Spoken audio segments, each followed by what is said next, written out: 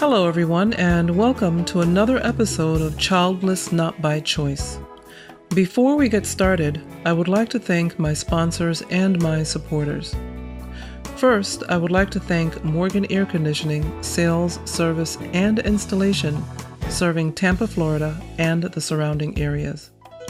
Morgan Air can be reached by calling 813-500-7765.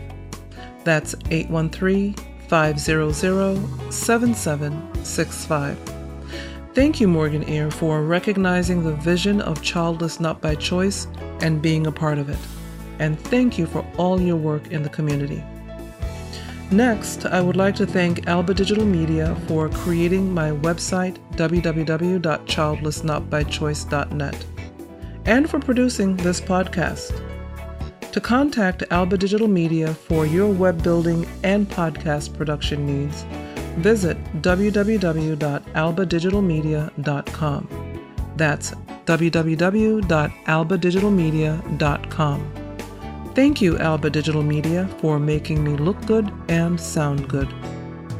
Finally, I would like to thank Devoted, the musical duo who created my theme music. Thank you, Devoted, for your beautiful music and your awesome talent.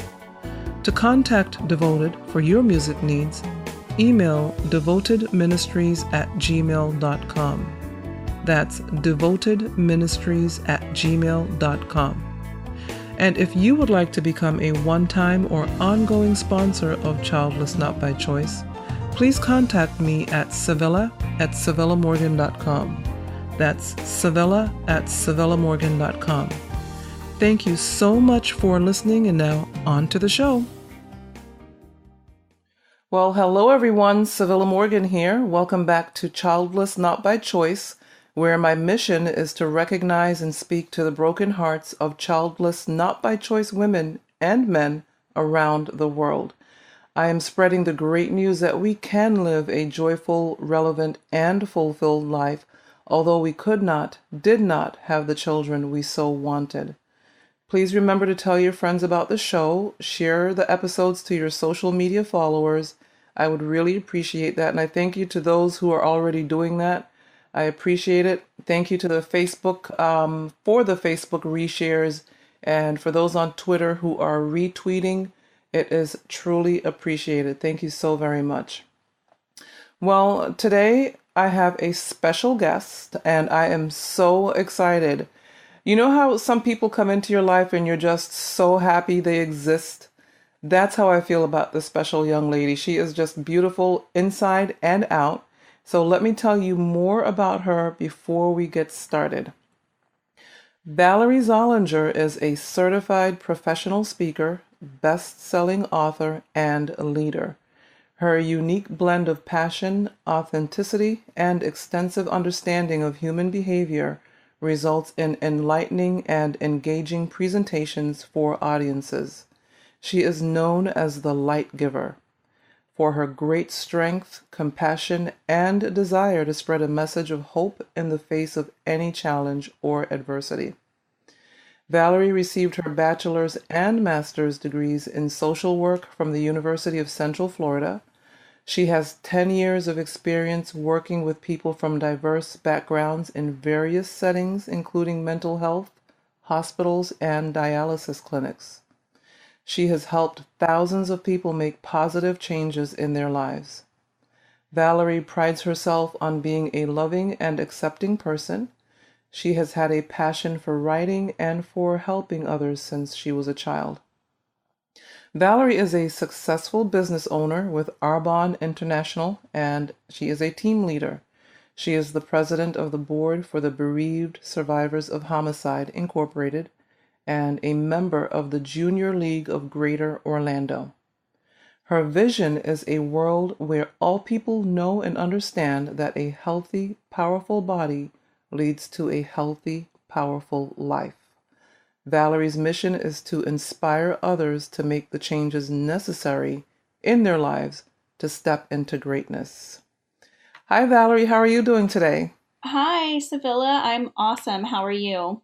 I'm wonderful. It's so great to be able to sit down and talk with you today. Thanks so much for your time. I appreciate it, and I'm sure the listeners appreciate it as well. It's my pleasure. I appreciate the opportunity to be here with you. Awesome, awesome. So let's get started. You have done this talk several times, and by this talk, I mean the five F's, and we're going to get into that shortly. I'm honored that you're sharing this information with us today. I just know that the Childless Not by Choice community will gain help and healing just by hearing your story and by listening as you explain the five F's to us and how we can use them in our moments of crisis. I know that I totally enjoyed when I first heard you give this speaking or the speech. So let's get started. You tell us which one is first of the five F's. The five F's, by the way, are finance, faith, forgiveness, family and friends, and fitness. So let's get started with whatever the first one is on your list. Okay, awesome. And before we jump into that, I do want to share a little bit about how I came up with these five things, if that's Definitely. okay. Most definitely. Okay, awesome. As you mentioned, my background is in clinical social work, and I love that work because I got to really support people in becoming their best selves. And I did it for about 10 years. In 2013, my husband and I got married. And for those of you who are tuning in, you don't know me, obviously. So I want to share that I'm doing really well in my life. And I actually call these five things the five to thrive because I don't see myself just as a survivor, but as someone who's thriving in every aspect of my life. And as I go through the five, you'll kind of understand what I mean by that. So I was working in a dialysis clinic in 2013, and April 6th, my husband and I got married, and it was a beautiful, perfect day. And we were so excited, and our whole family was there. And then we went on our honeymoon, and 3 weeks later, I returned to work at the dialysis clinic. And I was going around doing my rounds, and I was speaking with a client about getting a kidney transplant. And I remember my secretary coming over to me and saying, Valerie, your husband is here. I guess he just couldn't stay away from you. And I thought, that's crazy. We were just together for 3 weeks, and, he's an engineer and he doesn't really do spontaneous things. So I was shocked that he was there. And as he approached me, I noticed that he had this look of just absolute shock and dread in his eyes. And Mm, I'd never seen him like that before. And I was really just thrown off by it. He's very even tempered, and I really didn't know what was going on. So I put my things down and went out to the lobby, and he grabbed my hands and he said to me, I'm so sorry, sweetie, to tell you this, but your parents are gone. And I mm, thought, what do you mean they're gone? Like, they didn't have any trips planned. There wasn't anything, that I knew of that they were planning to do. I really didn't understand what he was saying. And he said, there's no easy way to tell you this, but they were killed in a home invasion. mm. That's tough. Every time I hear it, I can't even imagine. I cannot imagine. And I know that there are listeners from around the world. And I know that there are different types of crime for different parts of the world. But here in the US, in many parts of the US, we seem to just have this invasion issue where people will literally go into somebody's home and just invade the home. And in many cases, unfortunately, they will murder the people that are there, that they meet there. And so that's what Valerie's talking about. Right. And, of course, most people who I talked to, this was only about 4 years ago. And Hmm. most people say, how can you talk about this? And it's only been 4 years. And And one thing that I'll share is that we are a very close family. And so my family lived not far from me, and we did everything together, holidays and birthdays and things like that. So we were an extremely close family. And so for me to be able to stand and talk about this, people are like, how can you do that? And that's where I really came up with this 5 to Thrive, because I wanted a way to show people how I got through it, and also Mm-hmm. how they can get through things when life events happen that try to take you out of the game. Right. So I was looking for a way that I could share that, and that's what I came up with, was this 5 to Thrive, just in looking back over, okay, what did I do? And actually, I believe in divine guidance, and I believe I was being, divinely led to have some of these things in place so that no matter what happened, I would be able to thrive and continue to Right. carry out my mission to help other people to be the best versions of themselves. Mm. So that's, the background on how I came up with that. And the first one that I like to start with is forgiveness. And in my Mm. world of bereaved survivors of homicide, and most likely in the world that you're in as well. And I will mention too, my husband and I have, been married for 4 years now, and we have not had children, and that is something that is difficult. And the reason for that Right. mainly is because I had always pictured my parents being the grandparents, and Right. now we don't have that option. So it's something that I can relate to with the listeners, that there feels like there's a void there. So Mm-hmm. forgiveness is something that I think is hard for anyone who's experienced a loss, or anyone who, faces major life challenges.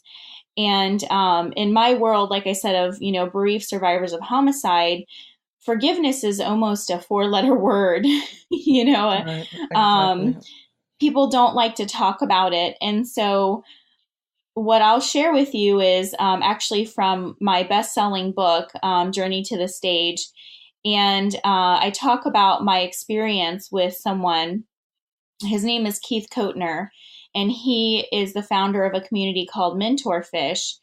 And just another little bit of information, my after losing my parents, I never went back to work full time in social work. I started my own business with a health and wellness company called Arbonne. And part of what we do is personal growth and development, and we're very close, like a family, and we support each other very much. So my mentor recommended that I go to this event called The Exchange. And I went to the event, and Keith Kotner was the person who was putting this event on. And Mm-hmm.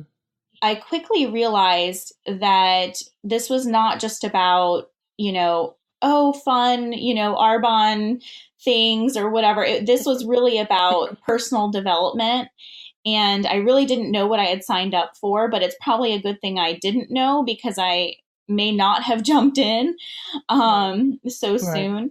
So he talked about forgiveness, and I wanted to leave. But something in my heart kept saying, you need to stay and hear this. So the second day, he asked for people to come forward and share their experience of the first day. And what he said was, if in your heart you're saying, I want to share, but you're usually the last one to get up, I want you to be the first up. And I thought, oh my gosh, he's calling me out. Mm-hmm. so, so I felt like he was talking directly to me, and I jumped out of my chair. I don't know what possessed me to do it. And I got up in front of this room, and this was the first time, other than getting up to do the eulogy at the funerals, this was the first time I really shared what had happened to me and to my family.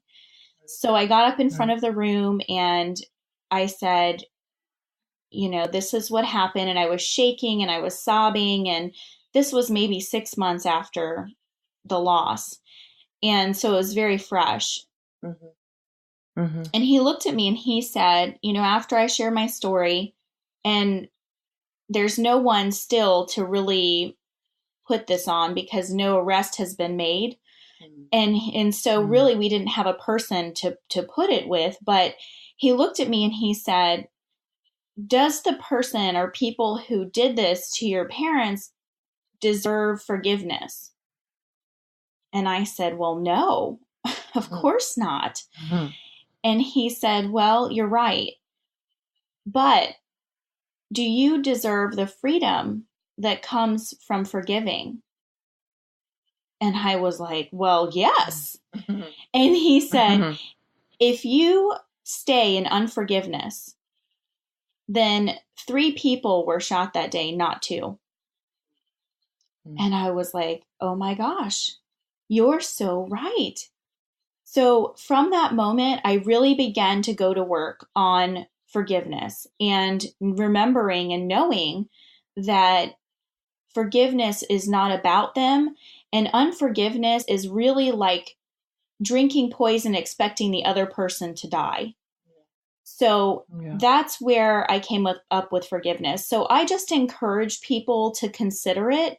And forgiveness can be for, for someone else, to forgive them for something they've done, or it could even be for ourselves, forgiving ourselves for maybe mistakes that we've made in the past or perceived mistakes of the past or things that we've done. And I just encourage everyone who's listening to consider it because there is freedom that comes with forgiving.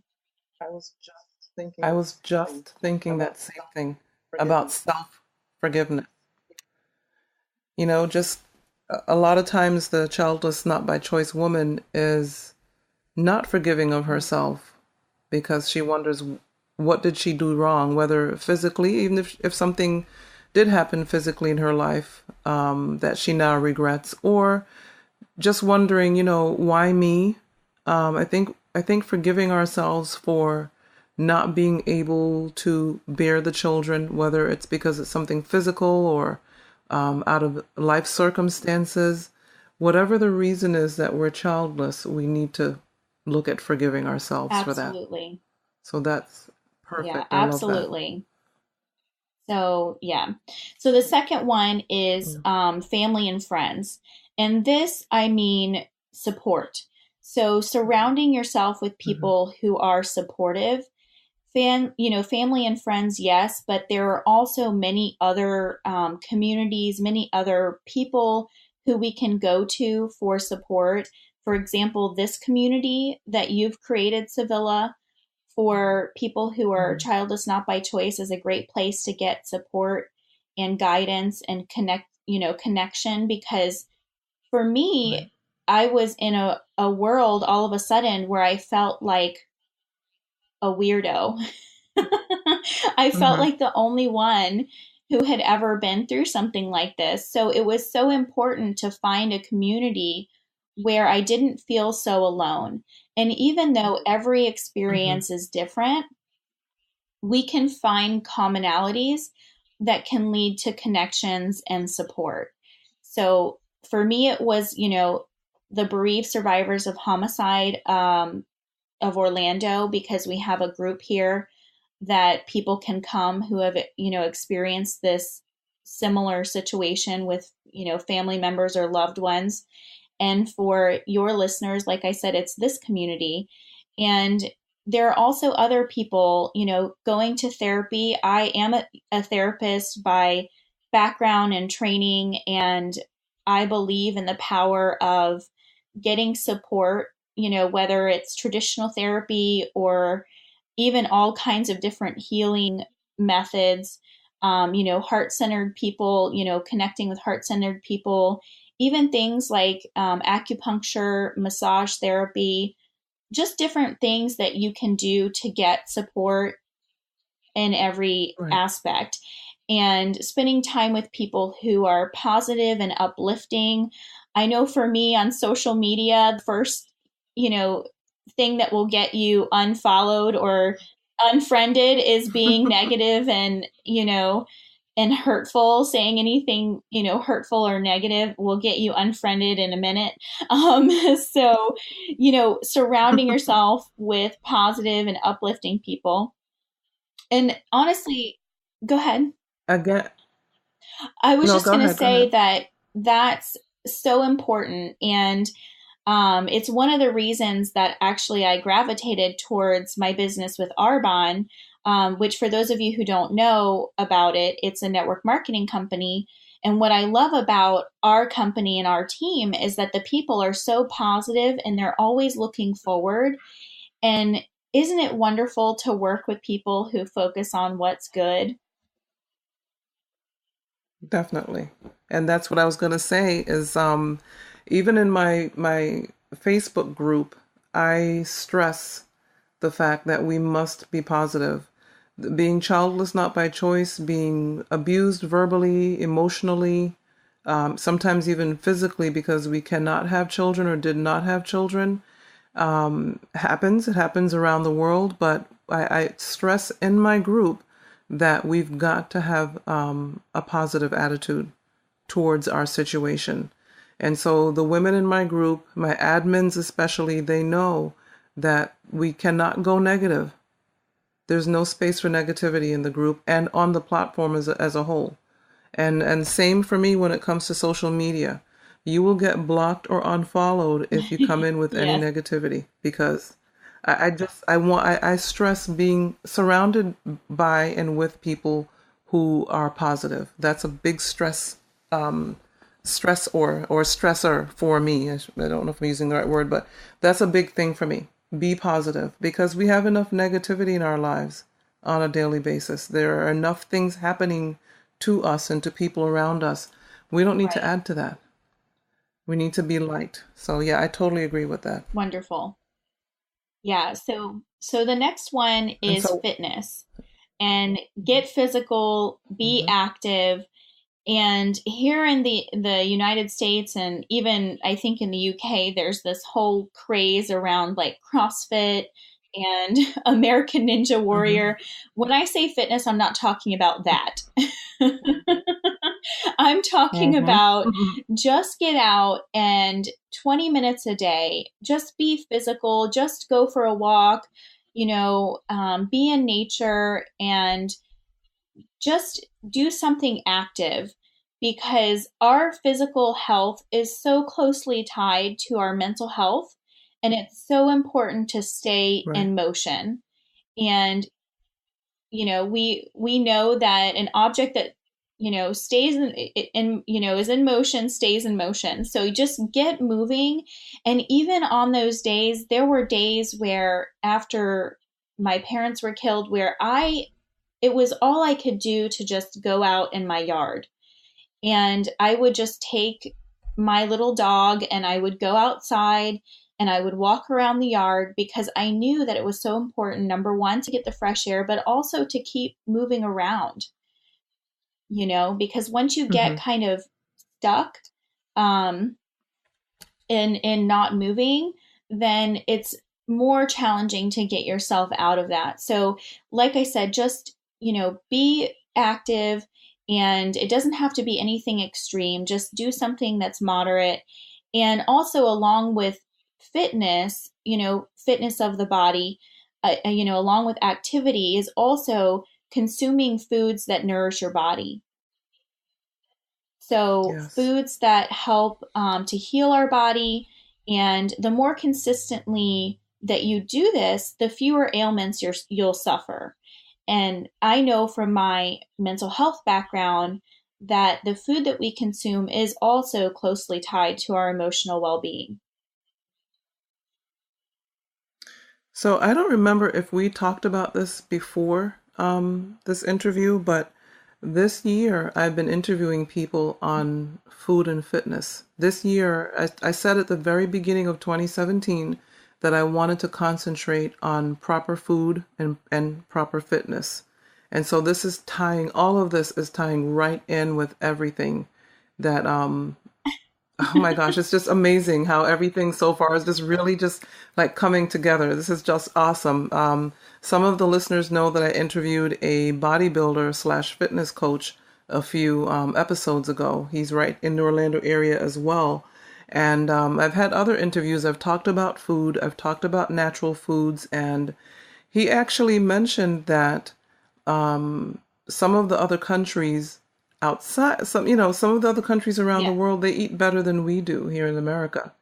And so I know that kind of like probably hit us a certain way, America and the Western world, but he's right. He said, we think it's such a big deal to go get a grass-fed piece of meat or free-range chicken when a lot of these people in other countries, that's what they eat on a regular basis. We have to pay extra for it. So it's just amazing that you're tying that in as well, that proper eating and exercise are really and truly important for our mental health. It totally is. Our mental and emotional well being is so tied to that. And I just love when a plan comes together and you don't even know that it's going to happen. That's Right. always so wonderful. It's amazing. Yeah. So for sure. And what's interesting is here in the US our food has changed more in the last 100 years than it did in the previous 1,000 years. Mm, So that's why it's important for us to look for foods that look like they came from nature. right. We things that are in their natural forms and not processed. And um, one of the things that I do through my Arbonne business, and one of the reasons I was attracted to it as well was because we have a 30 days to healthy living program, and I coach people on how to do this, how to eat for well-being. And yes, a lot of people are looking for weight loss, and weight loss does happen, but it's a byproduct of the getting healthy process. Hmm. And that's why I love it. That's why I'm so passionate about that. And if you're just so the listeners know, I do business with Arbonne in 7 countries. So the Hmm. US, the UK, Canada, Australia, Poland, New Zealand, and Taiwan.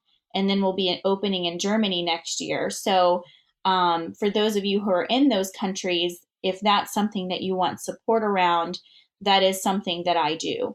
Awesome. And I just love it. That's my favorite. One of my favorite aspects of my business is really coaching people through that because while I'm not a doctor and I can't claim to cure anything, I have these wonderful clients that have amazing results. Like I had a client just 3 months ago that was diagnosed with type 2 diabetes, did our 30 days to healthy living program, and at the end of it, no longer had type 2 diabetes. Wow. Yeah. That's So amazing. what you put in your body makes a difference. It sure does. No Yeah, way around it. It does. So, absolutely. okay, so what's the next one on the list? Okay. So the next one is finances. And having a background in social work, finance was not really something I knew a lot about, Hmm. although I did quite often have clients that had challenges around their finances. And one of the things that I learned very quickly with my loss is that even though I actually did have a long term disability plan, Right. because of my background, I knew that unexpected things could happen. It's extremely difficult to make a claim for emotional or mental health Mm. with any insurance plan. Amazing. Yes, and you have to fight for it, Civilla. That Mm. and the listeners that are listening in, you have to fight for it. Some of you may know this from going through it. And when you're in that fragile place, fighting for money through your insurance is the absolute last thing that you want to be doing. Right. So it's very difficult. And so, what I encourage people to do to prepare for facing challenges is to really get involved with something that provides you with some kind of passive or residual income, which means something that's in place that you get paid for, whether or not you're actually involved in doing it at the moment. So Hmm. instead of, exchanging time for money, which is what many of us do, here in the US and many other countries, coming up with something that actually pays you even if you can't focus on it. So it could be, investing in real estate. It could be coming up with a program. Maybe you have an area of expertise and you could come up with a webinar series that you could sell. And maybe you have a passion for writing, like myself. You could write a book or an ebook, and then you could sell that online. So there are a lot of different ways that people can get paid. Those who are younger, maybe Hmm. they're into technology and want to come up with an app, Right. so that every time someone purchases your app, you get a little something. So it's just really Hmm. thinking about, what are my skills? What do I enjoy doing? And what can I monetize? What can I make money on? And what could it be that could be something that would pay me, even if there were times when maybe I didn't feel well enough to put a lot of effort in.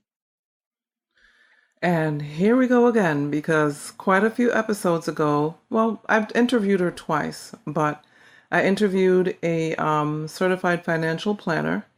We're actually friends as well, because and former coworkers, because we worked together at a large brokerage firm here in the U.S. And what many of you probably don't know is that it seems like a million lifetimes ago, but I worked for this particular firm for 11 years, and the last 7 of those 11 years, I was a stockbroker. So financial services is in my background. So here we go again with, just being on point with everything that you're talking about today, because I interviewed this young lady, and I'll probably just put the link in the show notes here as well. But I interviewed her twice, and we talked about finances for women around the world, because again, I know a lot of us are living in different circumstances in different countries and different cultures, and so some of us may be able to invest in land and property, but some of us may have to work in a different way. Maybe, as Valerie mentioned, even making something with our hands and making residual income off of that. But I know that you're going to also discuss how Arbonne can help in that aspect. But financial stability, as best as you can do it, wherever you are in the world, is the best thing. Looking ahead and thinking ahead is the key to financial stability. And so Right. definitely what Valerie's saying is so important. And I know that not everybody's making the same amount of money. Not everybody has the same income, but just having something put aside somewhere, hidden away somewhere, for emergency, looking ahead, there's nothing like it in the world. So yes, Valerie, sorry I had to interrupt, but I'm like, wait a minute, we talked about finance previously too.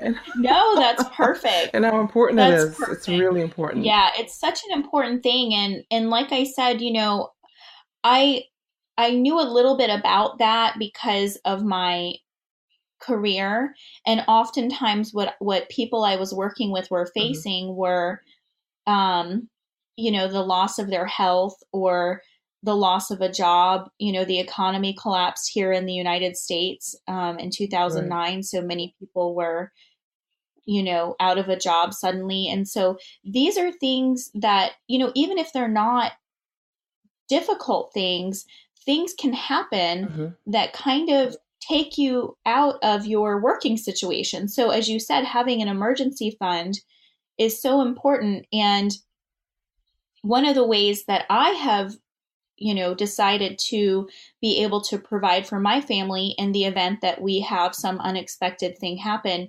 is to grow my Arbonne Hmm. business. And it is, like I said, it's a network marketing company. Some of your listeners may know what that means, but basically, I do this work where I teach people how to live a healthy life, and I support them with products that do that. And then I also teach and train a team of people who do the same thing. So by teaching and training a team of people who do the same thing that I do, for example, last June, my mother in law passed Hmm. away, and she had been sick for a long time. So it's a different type of loss, but still, a Hmm. loss. And I was able to really travel with my husband and take care of family business. And my business was still growing because I had a team of people who were working with me that I, had trained. Right. So it's a blessing to be able to have something like that. And for those people who are considering something like network marketing, which in my previous life I knew nothing about, but a few, tips on how to find a good company would be finding a company that offers a variety of products that are consumable. This way you build a client base that shops with you again and again. And also you can reach a variety of people with different needs and different requirements. Also, not joining a brand new company is really important. There are a lot of these types of companies that pop up here and there, Mm-hmm. and it's really important to get with one that is established and has been established for more than 5 years. Also looking for a company that's not completely globalized, because there is a lot more opportunity for growth and expansion. So those are just a few tips if that's something that you're considering. And I have learned a lot about this industry. I'm passionate about it because it is a way to help people from all different backgrounds. It doesn't matter their education, it doesn't matter their training, it doesn't matter their situation. As long as the company is operating in obviously the country that they're Right. in, they can they can do this for a very low investment for a potentially very large payoff. um, so that's another way in addition to the other ways that I mentioned before. That's good information. I never even thought about that, but that makes absolute sense. Not to get into something that's too saturated or something that's not proven. And Right. so, yeah, that's very good information, actually. And so, Arbonne just being in 7 countries so far, definitely not too saturated. And I know that we've talked about it before that you're doing really well with it. So it's something that the listeners can definitely check into. And speaking of that, before we get to the next F, Valerie's information, contact information is in the show notes. And we'll have her verbalize that information shortly, but her information will be in the show notes as well. So, Perfect, thank no you. problem. What's the next F on the list? Yeah, so the next one and the last one Right. Mm-hmm. is faith. And I kind of feel like I bring it full circle because for me, forgiveness and faith are very tied. Mm-hmm. My grandmother, actually, growing up, she would say, she taught me the Our Father prayer. Mm-hmm. And part of it is, that you can't really expect forgiveness if you're not willing to forgive. And so she would say to me, you can't say this prayer if you're not willing to forgive. So I think that's where it all Mm-hmm. started for me. And I know we have people that are probably from all different faith backgrounds. So what I want to say about it is that whatever your higher power is, or even if it's a faith in your ability to do well no matter what you face, that's what I'm referring to when I say faith. So for me, faith is going to church and praying. And for you, it might be meditation, yoga, time in nature, whatever you do to feel connected to something bigger than yourself. Okay. I have relied very heavily on my faith as opposed to living in Mm-hmm. fear, because I believe that where there is faith, fear cannot exist. And it has made such a difference in how I function and also how well I've recovered from my loss. Mm. I remember you saying that when the first time I heard you give this speaking, and you mentioned that where there is faith, there cannot be fear, and that is it's such a word of encouragement. And I don't know if I ever told you that, but just hearing that, because sometimes we can become fearful when we hear stories like what happened to your parents, or just watching the news, which I try not to do. I know, I highly recommend not doing that. you know, if I want to hear something nationally, like, maybe CNN or MSN or something, but then I don't keep it on there for it to repeat 24 hours. Just hearing that stuff on repeat can really get into you, into your soul and into your psyche. And People listen, and you can always tell the people that listen to that stuff 24/7. That's all they talk about. And then they become negative, and then you have to unfriend them on social media. So the It's best not thing, good. it's not good. I mean, really, find something else to do, like going on that 20-minute nature walk, or, thinking of some great recipes and spending as much time as you can, recipes for great food, I should say, and spending as much time as you can with your family and friends, because we don't know what tomorrow holds. That's what we should be doing, and not sitting in front of the TV and sitting in fear and allowing this stuff to get into our minds and our spirit, and just having faith. And for me, it's God as well as a Christian, but having faith that He knows what He's doing when things do really look crazy around you and crazy things are happening. Just being reminded to be faithful and not fearful is just such an awesome reminder. So I really appreciated hearing that as well.